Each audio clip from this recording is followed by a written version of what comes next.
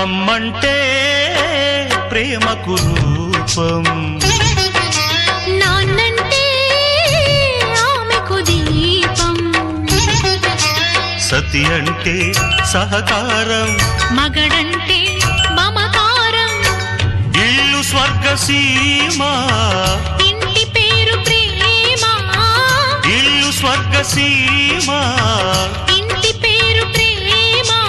ఎన్నటిదో అనుబంధం, ఎదనిండా మకరందం.